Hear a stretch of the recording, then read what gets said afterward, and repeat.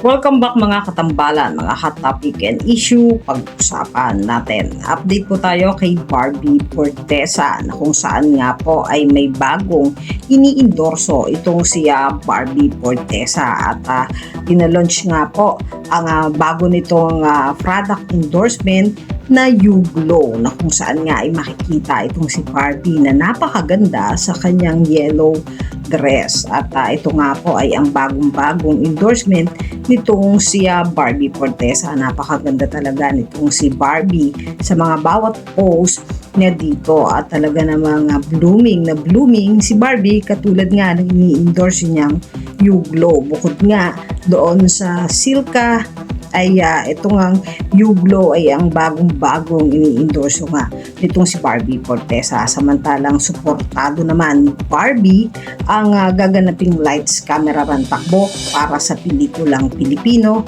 at ito nga po ay suporta niya sa kanyang kaibigan at nakakasama sa pagtakbo na si Alden Richard. Bukod nga kay Barbie ay makakasama din niya sina Christopher Martin, Mikoy Morales at Miss Julia Barreto. At syempre kasama din sina Paolo Abilino, Kim Chu, mag-asawang Dennis Trillo, Jeneline Mercado, Dingdong Dantes, Coco Martin at Julia Montes. Yan po ay para sa gaganaping lights, camera, run, takbo para sa pelikulang Pilipino sa May 11. Ito po ay gaganapin sa MOA Concert Ground, Pasay City. Yan po yung mga update natin ngayon kay Barbie Forteza. Kayo mga katambalan, ano ang masasabi nyo? Mag-comment lang sa comment section at pag-usapan natin.